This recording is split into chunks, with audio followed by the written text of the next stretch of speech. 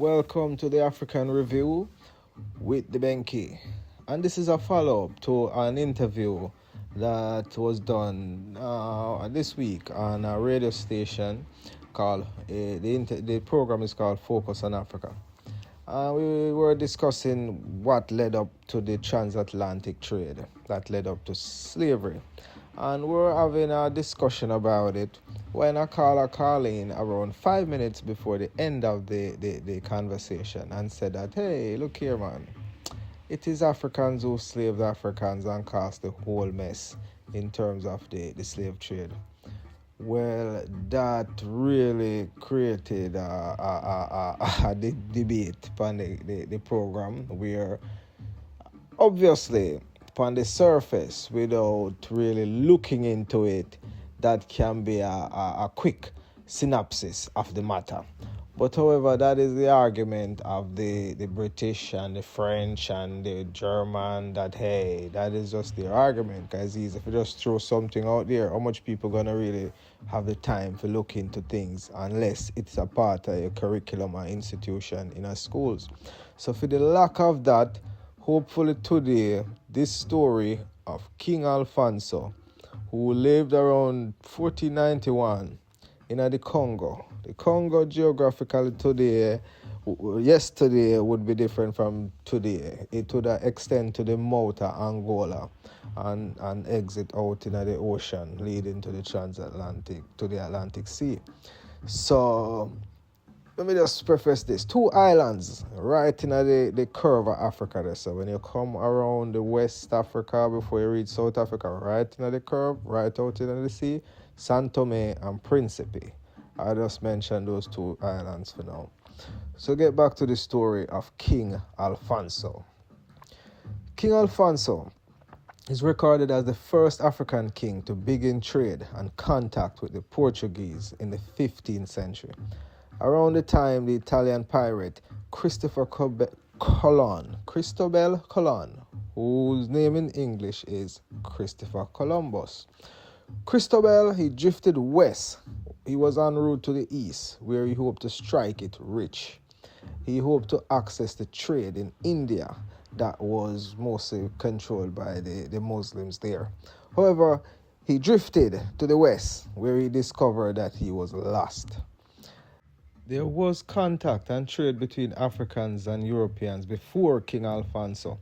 However, his contact and trade pact would be recorded for posterity, generations to come, making him famous for kickstarting the trade of Africans to Europe by way of Portugal, where they would be treated as slaves. King Alphonso's throne name was Nzinga Memba. He is said to have changed his name to King Alphonso after his conversion to Christianity. What is not often made clear is whether his conversion was entirely voluntary or it was determined by an unsuccessful battle. The terms after a loss or surrender on the battlefield during this era and the most of history and even today would be that the king would be forced to convert to a religion of the victor or sign an agreement provided by the victor. So we can observe the carrot and the stick diplomacy being used as a strategy throughout history and time to divide and conquer. Taking the carrot is to accept the religion of the foreigner and the conqueror, the Wazungu, and to get to trade with them. This gaining access to foreign goods that can be traded locally and also increase riches. Importantly, acquire all kinds of weapons that can be displayed to the fright of the enemy. So the option that here a king would have had after facing up to invaders who have this time have guns, right? The other option is to stick it out, where potential is that the king might lose his head in front of his subjects. And once that happens, it's easy to find a willing subordinate who will accept the goods and the guns and who will use these tools to conquer and subdue the region in the name of the conqueror. Or let's just say invader. It sounds better, more properly fit the situation. One assumption might be, and one angle is that, hey, King Alphonso converted after he heard the good news of Christ. But it is widely known that many African kings did not know what they were signing. And this was also the case in Zimbabwe under the Bulawayo king, Lobenguro. And it was not that the kings were stupid, it was that they were not literate in the languages of the European. And these documents were signed and prepared after an unsuccessful battle, meaning you go up with guns for the first time and you may have lost, and these are the terms being prepared after that loss that the king is being subjected to. So either he's going to take the deal or he is going to stick it out and fight it out. But eventually, even him stick it out and fight it out, even if him run away, leaving the throne vacant, somebody else can be placed in that situation and function as a proxy king. An example of this even happened in Ethiopia. And this is when King Tiwaldros, King Theodore, went to war with the British, and it was unsuccessful. And in that war, it is said that he committed suicide. And the British did not seek to put a British man as king of Ethiopia. Psychologically, it wouldn't work. Too much history. So they placed on the throne Johannes IV. That was the emperor before Menelik. Right? Menelik himself would be victim to the same type of trickery in terms of signing treaties, and these treaties would lead to war. Only thing, Menelik never signed the treaty. After a war, he signed the treaty to avoid war, and it still lead to war.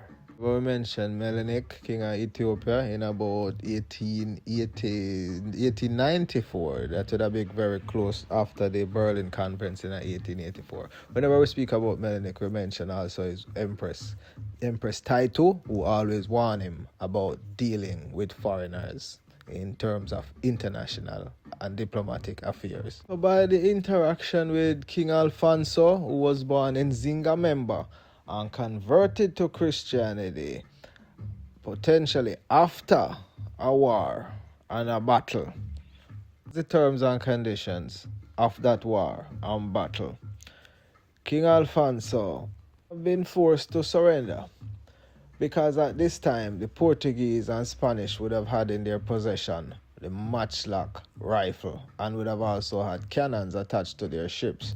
And when they entered through the mouth of the Congo River and went and entered in the interior of Africa, which is often said that the Europeans never entered into the interior of Africa. Well, this is an example that's on the record of entering up through the Congo River. And also we have other examples which should have been later in about the 17th, 18th century of that entry through the Senegambia River. But these are the earlier penetration through the Congo River where we see on the records. So King Alphonso, so the pact would demand that the king, any such pact signed in a such confrontation, would demand that the king side with his Portuguese counterpart, right? Who are now his brothers in the faith, against his brothers who look like him, his brothers and sisters by blood. You see? So, brother and sister in the faith supersede brother and sister who you can see, neighbor, nephew, uncle, niece. That is the psychology that the religion imposes within the treaty. And then if it is so, and it will be so, because these men are pushing on to conquer and conquest, when I say they, I mean here the Portuguese who penetrated the mouth of the Congo River, when they get into conflict with other Africans, then it triggers that this king who signed this treaty come to his aid against the other Africans. You see the type of mechanism? So in order to even look at that, we have to look from 1490 to what was happening in the world. Remember that the Moors just got kicked out of Europe. The Moors are Africans who are under Muslim, the auspice of Islam. And they had controlled that part of Europe, the Iberian Peninsula, all the way west, from 711 to 1492. 700 years, almost 800 years. So we can see this transatlantic slave trade as a reaction from Europe, and also a consolidated effort within Europe itself, consolidated in the name of Christendom, meaning Christianity, right? To consolidate the forces and interest of Europe to create this attack on Africa. And not just a retaliation on Africa, but also a means to feed itself because it was barren, right? This was the Dark Ages. So it was cut off from food, feeding itself from the Muslims who were in the east, Constantinople, right? The Ottomans at the time had control Islam. And in the west, the Moors control Spain. So this is a retaliation from Europe now and a consolidated effort. And this is where you see most of the international treaties that start to bind European countries together in a general effort and a consolidated effort for its own security start to form itself. Before that, everybody was just fighting one another in the name of Christianity. Portugal and Spain get a heads up from England and France because they were busy fighting each other in the 100-Year War. So that put Portugal about 50 years ahead of Spain in the slave game, right? In the capture and kidnapping of people who are lawyers and doctors in the western part of Africa and turning them into slaves. You understand that Portugal get like 50 years ahead of Spain, and then Spain get about 50 years ahead of France and Britain. And then eventually Germany, the Dutch, and then everybody get a piece of it. Okay? And that's what create the imbalance why we can see Europe being developed so much to the high-rise buildings and less so in Africa and the Caribbean. This is the beginning of this imbalance and design where for the last 500 years has been a reality. So these kind of treaties are never a full success. We can review the treaty of Queen Amenorrhoea in the 1st century that was signed with Augustus Caesar after a long battle in which he actually captures the head of a statue and brought it as an example, and our people would walk over it and trample it symbolically. So come back on track again. So that's our next treaty. That treaty would have been in the 1st century, actually in the time of Christ. You see how long? You have treaties that go back far, far, far. You have treaty the Battle of Kadesh, which go back with Ramses, that carry back in about the 12th century BC. So the world organized internationally with trade, business, war, diplomacies, treaty, all of that from throughout. All right, history, we can see a whole cachet of diplomatic correspondence where come out the Amarna letters in about 1400 BC, at the time of King Akhenaten. Anyway, jump again. Where we there now? We're there about 1734 in the Maroon Treaty at Jamaica. Similarly, it's a controversial treaty because it was a concession. It is a victory for the Maroons at the time, the African people in the West, comparedly to how the West now developed with weapons, organization, and how Africans had been at a downtrodden and a disorganized state now for a couple years, hundreds of years. So The Maroon now, we consider it a victory. However, it is a concessional victory. And this is where we have to be clear and not romanticize the histories in terms of what happened. You see, diplomatically, it's hard for the British send troops. At the time, you have airplane. They have to take boat and the boat slow, and they have to take ship, and then they have to constantly fight the resistance. So after a while, it weird on the British Army and the Maroons. The term Maroons mean you lost. I heard it being used with some people who get lost in a space about a year, so they're marooned in a space. So it just mean it imply lost at sea, right? So the name Maroons came about when Christopher Columbus and others after him would have come across Africans who were already in the West. So they say, wait, these people are maroon, and the name come down. All right. So now the Maroons signed this treaty, and the treaty full of concession. Number one, worst concession of all. It says that the Maroons who used to fight for free slave, right, and the whole and that is how it expanded community. Sign a treaty, say they will help the British now to fight against their enemy, including catching any runaway slave, so-called slave, right?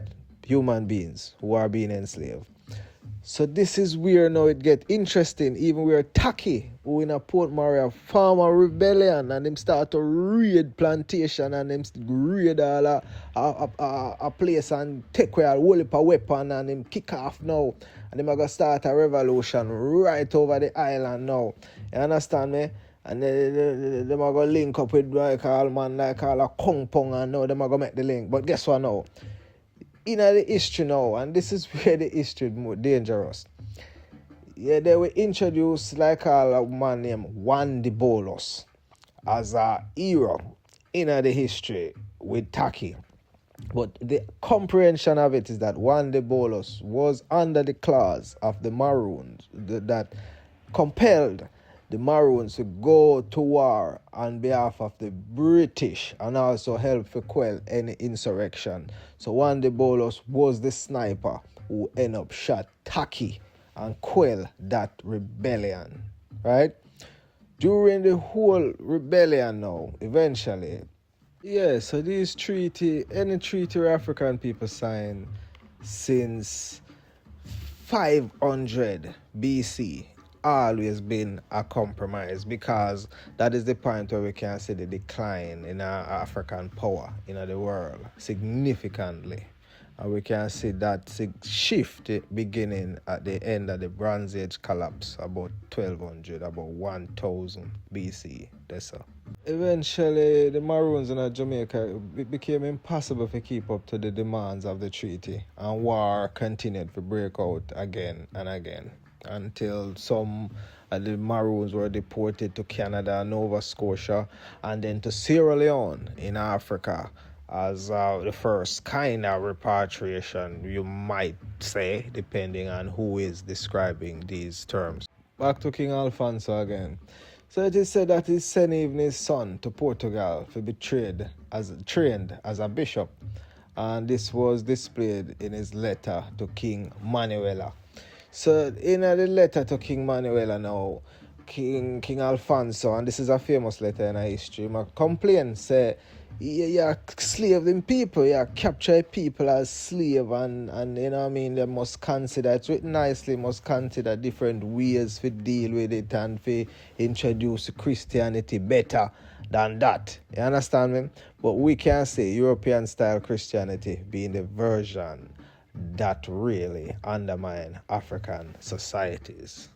Okay? According to professors like Dr. Malefi Asante, prisoners of war resulting from the premeditated conflicts were taken to the twin islands of San Tome and Principe.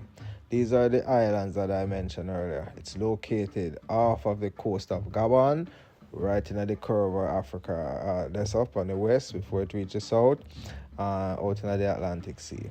So subsequently from here, there were 70 Africans who were supplied through the Congo under this treaty with King Alphonso. 70 was taken to Saint Tome and Principe.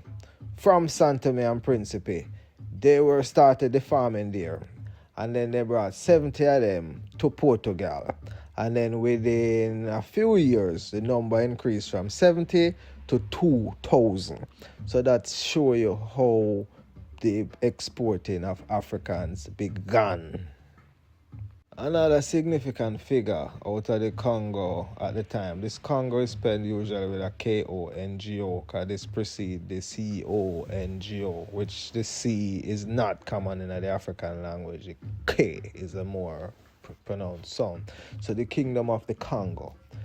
So when King Alphonso now, after him, we learn of another famous queen in the literature and the history, Queen Nzinga.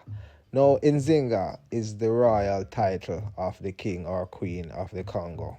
We had Nzinga, member, becoming King Alphonso. Here we have Queen Nzinga, the queen of Ndongo and Mutamba. She was born around 1623.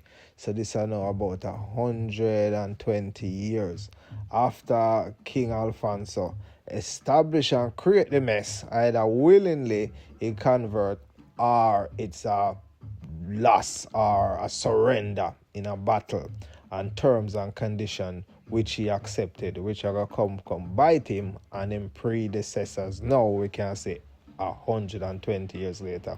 So Queen Nzinga fought the Portuguese in an attempt to undo the treaties, to create leverage, to make situation better for our people.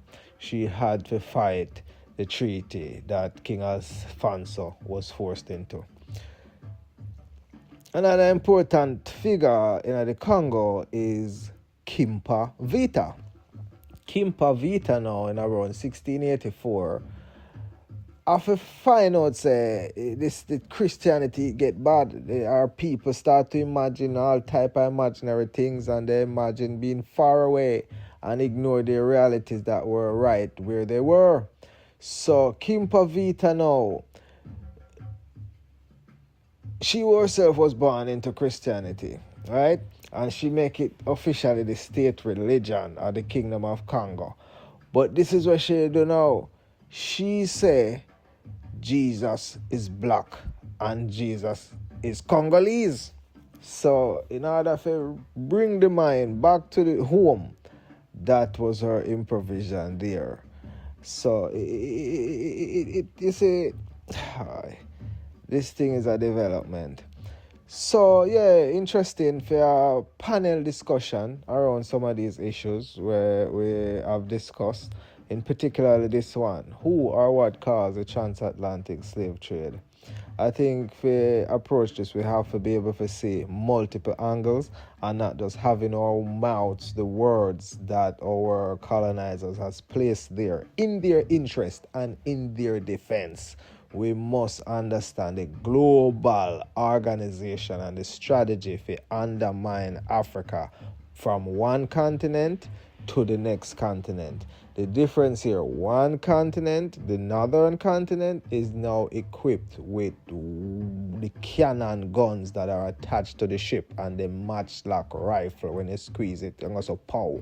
It have nothing more to do with bravery and courage. It have nothing more to do with civilization and who more developed. It is just who is more barbaric and focus their energy on creating the weapons of mass destruction, begin to take civilization from benevolent people, and they will eventually create schools and government systems and international treaties and a world order to continue to propel and secure their position in that regard. So it's necessary also to look at how Muslim converts were effective in advancing the slave trade on behalf of their Arab counterparts. The example we use here is one Tipo Tip. Tipo is said to have been born in a Zanzibar, today around Tanzania. It's understood that Europeans themselves seldom penetrated the interior of Africa, but we pointed out that there are examples where there were penetration through the mouths of the rivers, particularly the Congo River. It was men like Tipo Tip who did a lot of the heavy lifting, and this is true. And these men were motivated and convinced after, based on their religious conversions, that their brothers and sisters were their enemies and their colonizers and counterparts were their brothers in the faith. So you see the psychology here. And we have to mention a wonderful book by Ambassador Frank Weston, Trapped Between the Cross and the Quran. Do You Have a Return Ticket? By Frank Weston. It really gives us this dilemma in a modern setting and how it has evolved into the international system and global situation that it is now. So it is said that Tipotip he trailblazed the path leading into the Congo from the east in about the 19th century and open up the way for the worst that would occur in the African continent in terms of atrocities. He was made governor for it by then Belgian King Leopold. That name should ring a bell. All right? It is King Leopold who triggered the whole organization and said, whoa, this thing get mad now. If we allow this man, he's going to just take over the whole place. So we need to call a meeting, and that meeting was the Berlin Conference in 1884, which triggered the scramble for Africa. And this is where Europeans divided the continent, with only exception at the time was Ethiopia. And the next exception, and Ethiopia at the time would have been under British. The British would have clearly had influence in Ethiopia because of the hosting of King Tiwalju's Theodore and the placing of Johannes IV on the throne there. All right. So and then Liberia was set up by American, the Liberia and the American colonization society basically. I say, hey, we need to send some American go Africa, go through them can get a foothold and a claim in Africa. So and also at the same time then can get rid of someone where I get trouble in a them place. You understand me? Like Edward Wilmot Blyden was a man where them send to Liberia as a missionary. So yeah. So that was the story of the Berlin Conference and Tipotip. And unfortunately, Tipotip's autobiography has become a standard Swazi literature.